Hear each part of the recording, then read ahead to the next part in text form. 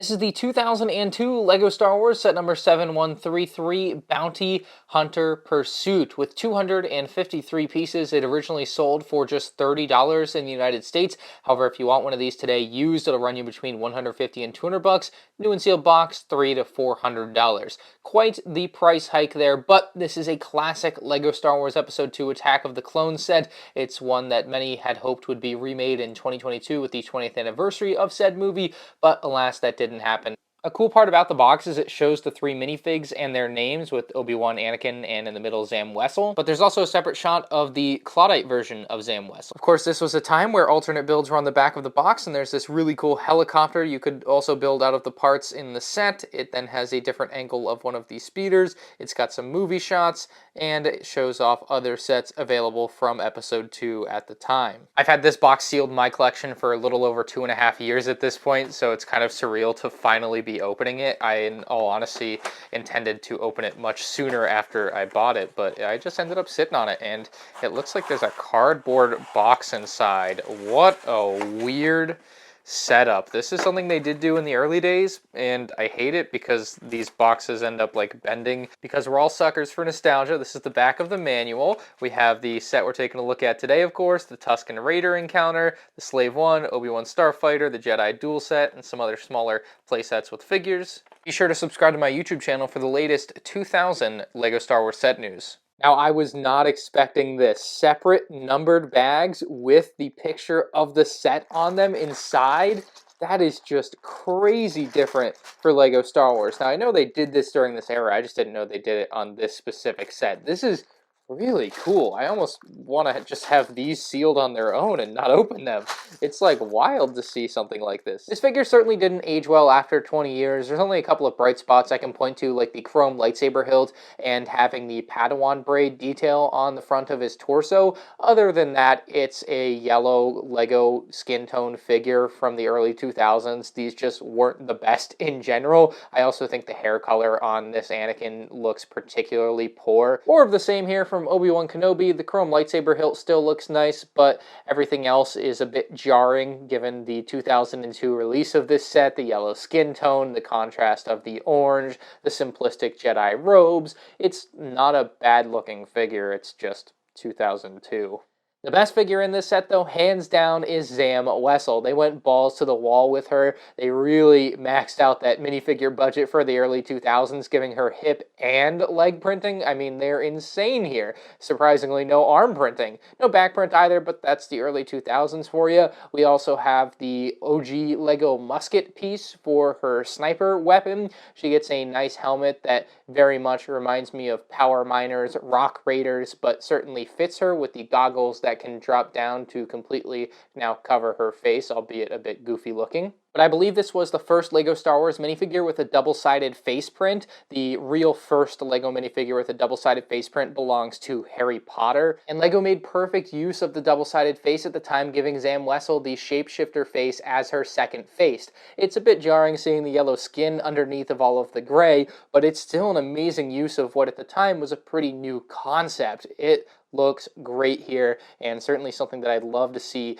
them give another shot at in the future for Zam Wessel with the shapeshifter face with a normal skin look. Now, when it comes to the speeder for Anakin and Obi-Wan, we have a really eye-popping design with, of course, the yellow and lime green with a little subtle orange in there. It is an amazing looking speeder design. It, for the time, is a pretty complex build. I know they could definitely do a better job nowadays, but I think this has aged very, very well in 20 years. You look at a set like the TIE Bomber that looks awful by today's standards, but I almost feel like they could release something that looks nearly identical to this nowadays, you know, with a few piece swaps in there, and it would be just fine. Getting into the detail, though, we have the engines on the front that are printed. That's amazing. That's something you would definitely get a sticker for nowadays. And you also have these green prints on the yellow slopes behind there to complete the look of the green that kind of runs behind the engines. That's amazing that they were able to do that on top of the yellow parts. Again, that's something that would certainly be a sticker nowadays, but back in the day, they did it as a print. Really a big fan of that. You can see these move a little. That's because they're only connected with that Technic piece that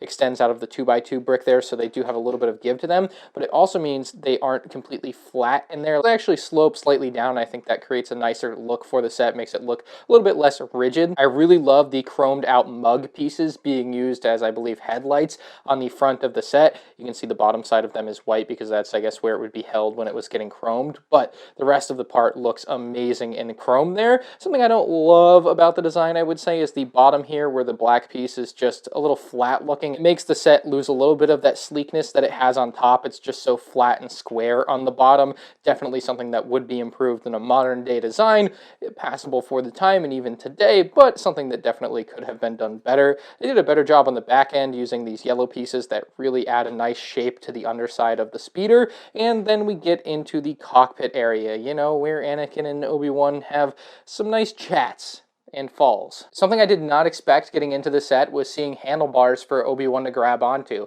For whatever reason, in 20 years, I had just never looked that deeply into what the inside of the cockpit area looked like, but having those handlebars for Obi-Wan really makes that interior look so much better. I do wish you had some sort of seating arrangement other than studs on the ground, but I get for the time it's, you know, the passable design. Again, something that would have been improved if they do another version of this set. And then we can sit Anakin on the other side, and it's a very spacious interior area. You've got plenty of space in between the figures. They don't feel cramped in there.